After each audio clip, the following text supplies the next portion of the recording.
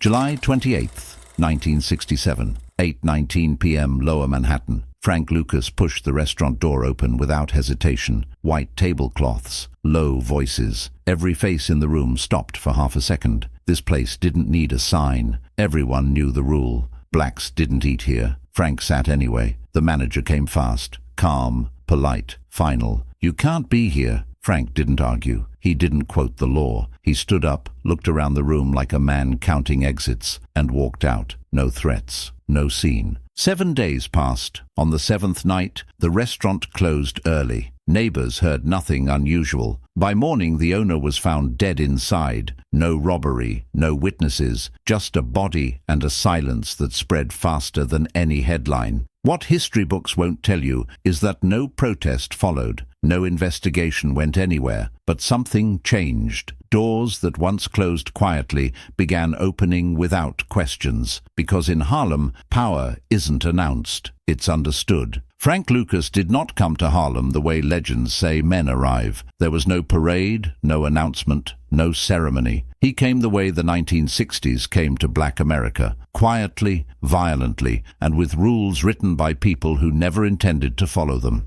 By 1967, New York City was a pressure cooker. The Civil Rights Act had been signed 3 years earlier, but the ink meant little on the sidewalks north of Central Park. Harlem still lived by unwritten laws. Some were old, some were newer. One of them was simple. Certain places were not meant for you. No sign needed, no warning posted. You learned by the look in a man's eyes when you crossed the threshold. Frank Lucas knew those looks. He had grown up with them. Born in North Carolina in the 1930s, Lucas came of age in the Jim Crow South, where segregation wasn't debated. It was enforced. By the time he arrived in Harlem in the early 1960s, he had already learned that the law often protected power, not people. Harlem was supposed to be different. It was black-owned, black-run, black-defended. But even there, lines existed, some drawn by Italians, some by Irish cops, some by money. Lucas worked quietly under Ellsworth Bumpy Johnson, absorbing the mechanics of power. He learned who to pay, when to speak, when to wait. He learned that respect wasn't given, it was extracted through consistency. And he learned something else. Humiliation was a tool. It kept men small. On a humid summer evening in late July 1967, Frank Lucas walked south of Harlem into a neighborhood where black men were tolerated as labor, but not as patrons. The restaurant sat on a corner with clean windows, white tablecloths, and a reputation locals understood without asking questions. It wasn't listed anywhere as segregated. It didn't need to be. Everyone knew. Inside,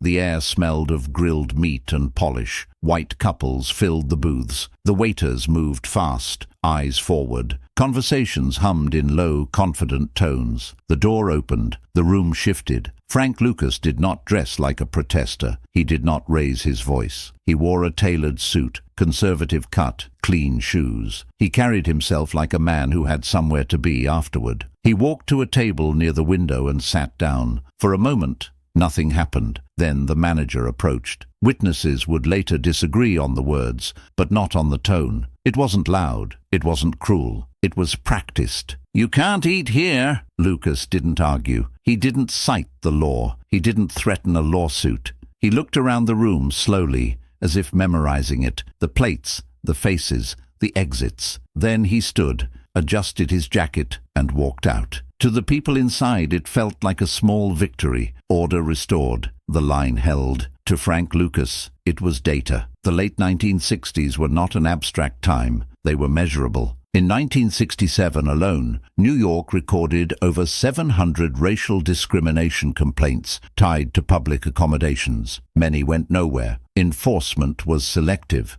Police precincts were territorial. Restaurants like that one survived by understanding which laws mattered and which didn't. Outside, Harlem was changing. Vietnam was pulling young men overseas and pushing heroin back home. Organized crime was shifting supply lines. Old bosses were aging out. New players were watching carefully. Frank Lucas went back north and did not speak about the incident. Not to friends, not to rivals, not even to the men who worked around him. Silence was also data. 7 days passed. In that week, the restaurant owner went about his routine. He opened late, closed early, paid his suppliers in cash. He trusted the order of things. He had grown up believing some doors were permanent. That belief had kept him safe for decades. What he didn't know, what he couldn't know, was that Harlem was no longer content with symbolic wins. The summer of 1967 was a breaking point across the country. Newark burned. Detroit burned. Trust was gone. Power was being renegotiated not in courtrooms,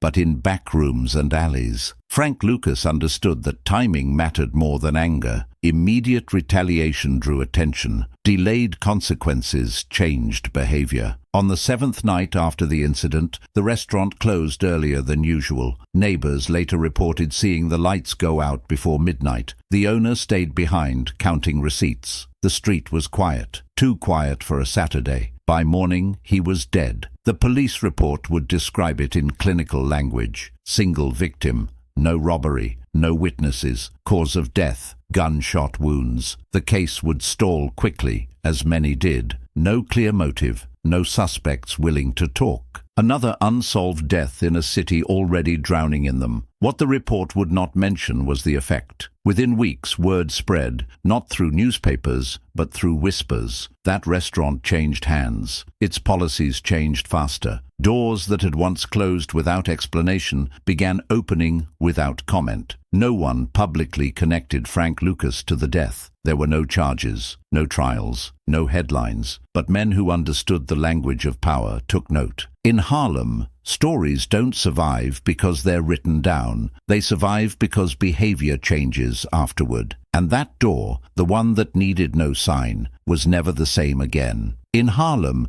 news never traveled straight. It bent. It slipped through barbershops, storefront churches, pool halls, and late-night card games. By the time the police finished filing paperwork on the restaurant owner's death, the story had already evolved into something else entirely. People didn't ask who pulled the trigger. That question was useless. What mattered was why the man was dead, and why now. Frank Lucas never spoke about the restaurant. Not privately, not publicly. That silence was deliberate. In the late 1960s, talking was a liability. Harlem was saturated with informants. Some paid, some coerced, some simply afraid. Words created trails. Silence erased them. Instead, Lucas went about his routines exactly as before. Same hours, same faces around him, same demeanor. Anyone watching closely would have noticed the absence of reaction, no celebration, no warnings, no follow-up. That absence unnerved people far more than a threat ever could. 7 days. That number repeated itself quietly across conversations, not shouted, not emphasized, just noted. In the criminal ecosystem of New York City, timing was interpreted as language. Immediate violence meant impulse. Delayed violence meant planning. 7 days suggested something colder, something measured. At the time,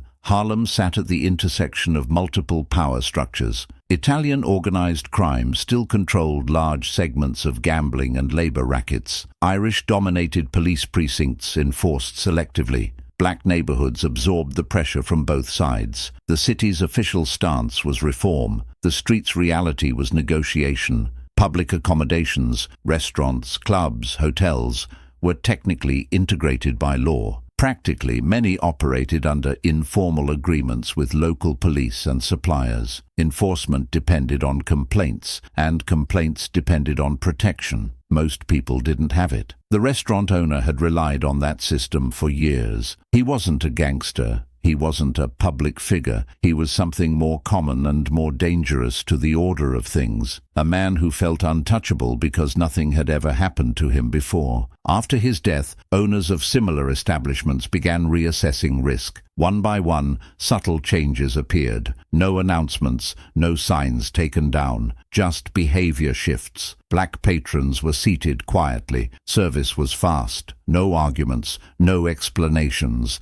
The rule wasn't repealed, it was abandoned. Police noticed the pattern but couldn't articulate it. There was no paper trail, no organized protest, no lawsuits, just a series of decisions that suddenly favored peace over tradition. Inside Harlem, the interpretation was clear. This wasn't activism. It wasn't symbolic protest. It was enforcement, street-level enforcement of a boundary that the law had failed to protect consistently. Frank Lucas continued building his network during this period. The Vietnam War had destabilized global supply chains in unexpected ways. Military flights moved daily between Southeast Asia and the United States. Cargo inspections were inconsistent. Oversight was fragmented. Men who understood logistics saw opportunity. Lucas was one of them. But power required more than supply. It required reputation, and reputation in Harlem wasn't built through speeches or displays. It was built through outcomes. The restaurant incident became a reference point, not a story told in full, but a shorthand. Remember what happened downtown was enough. Names didn't need to be said. Older men,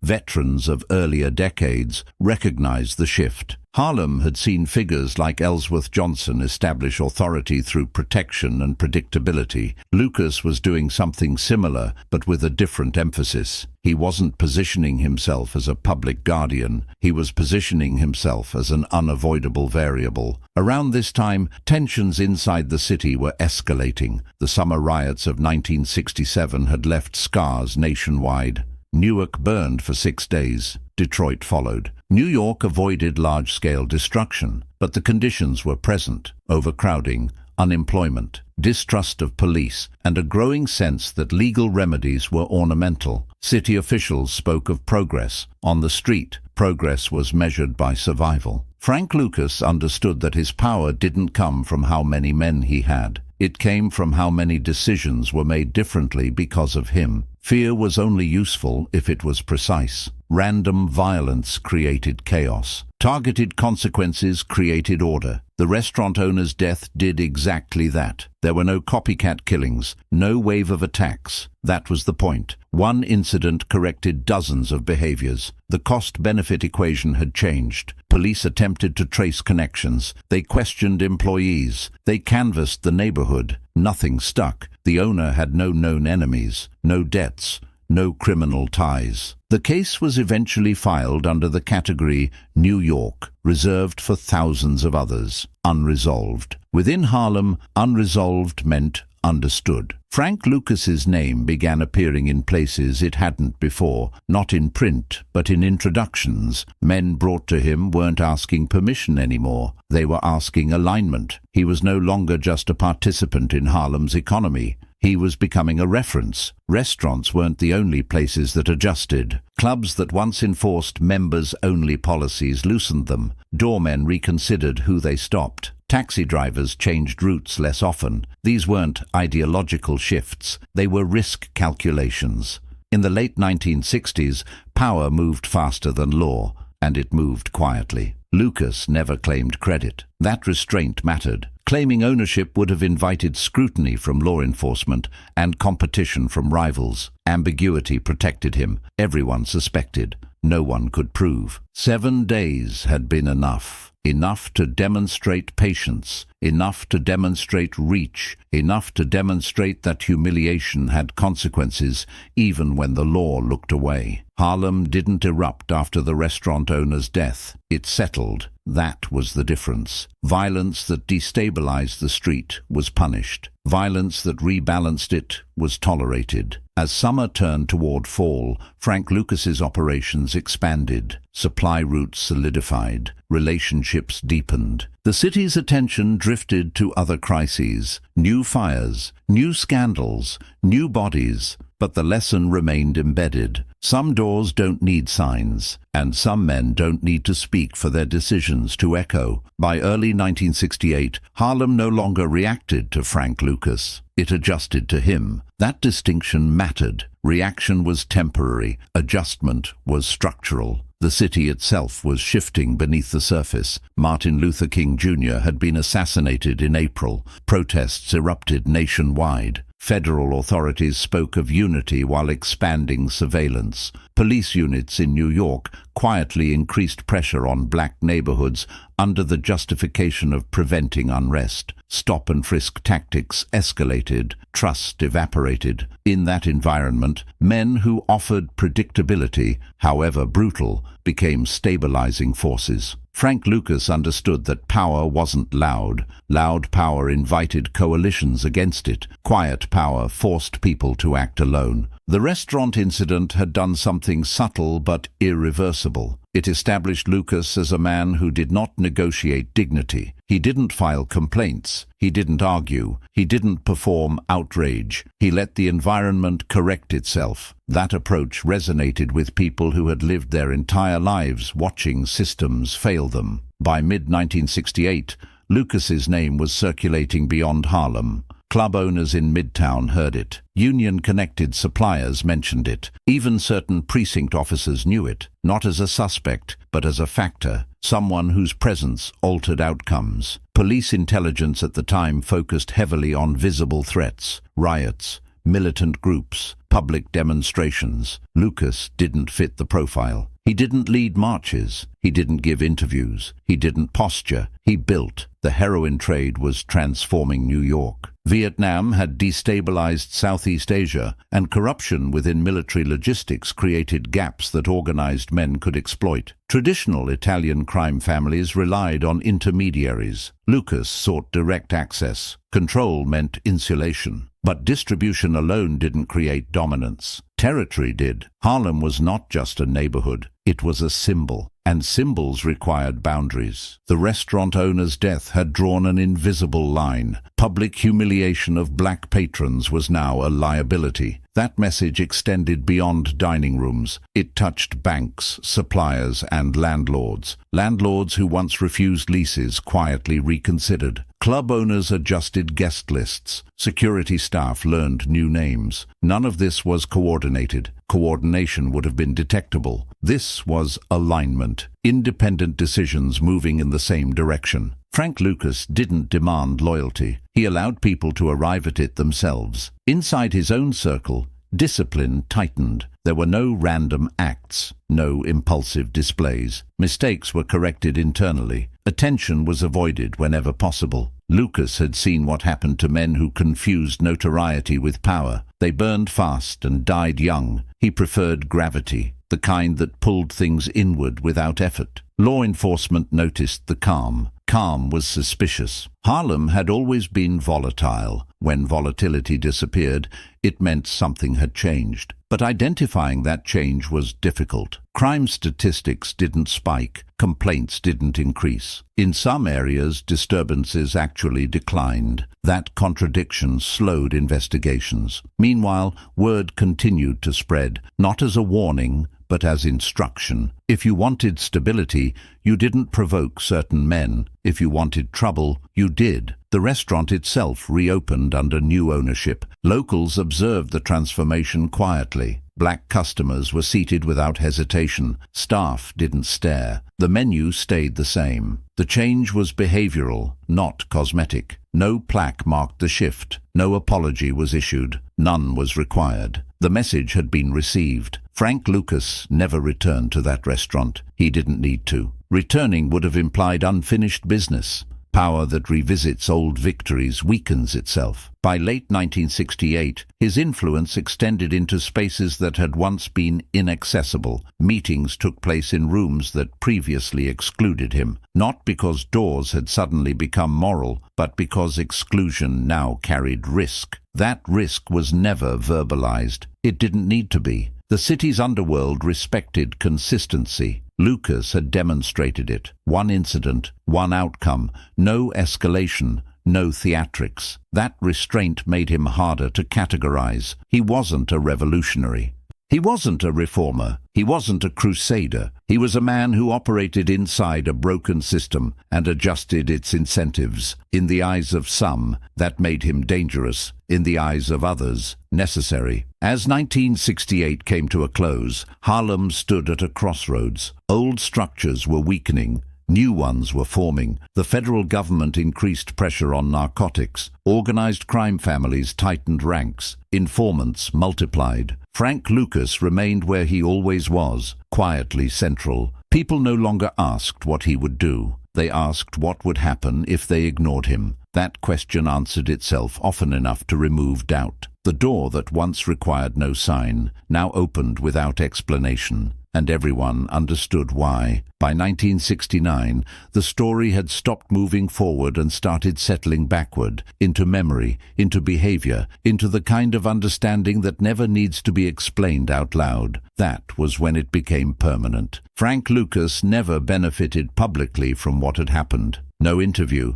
no reputation crafted in newspapers, no mythology written while the details were still fresh. That absence was not accidental. In New York, the most durable power was the kind that left no signature. The city entered a new phase that year. Federal pressure on narcotics increased. The Bureau of Narcotics and Dangerous Drugs expanded its operations. Informant networks grew. Prosecutors became more aggressive. The streets responded by becoming quieter, tighter, more disciplined. Men who survived did so by understanding which stories to let die. The restaurant incident was one of those stories. It remained alive only where it needed to be, inside the calculations of people who made decisions, business owners, doormen, suppliers, police officers who preferred calm precincts to confrontations that drew attention. No one cited it as a cause. They cited it as precedent. In practice, that meant certain behaviors simply stopped. Restaurants didn't test boundaries anymore. Clubs didn't make scenes. The humiliation that had once been routine disappeared,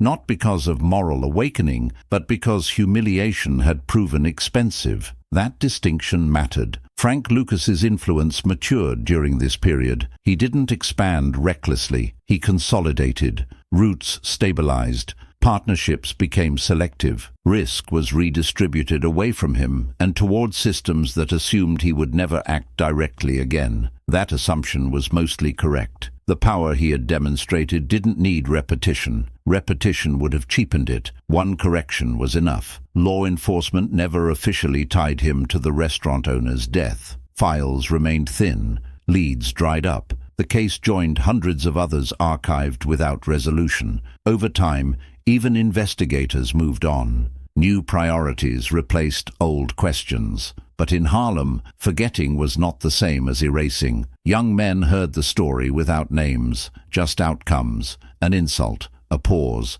a consequence. They didn't idolize it, they absorbed it as instruction. Older men recognized it for what it was, a transfer of authority that occurred without ceremony. Frank Lucas himself rarely spoke about race in public terms. He didn't frame his actions as justice or retaliation. He understood that narratives attracted scrutiny. He let others assign meaning if they needed to. What mattered to him was leverage. In the late 1960s, leverage came from understanding something most institutions still refused to accept, that dignity, when denied systematically, would be enforced informally. And once enforced successfully, it changed behavior faster than law ever could. The restaurant owner had believed in permanence, in tradition, in the idea that certain doors would always close without consequence. That belief had been widespread. His death didn't create fear, it removed certainty. Uncertainty was more powerful. By the end of the decade, Harlem had changed in subtle ways,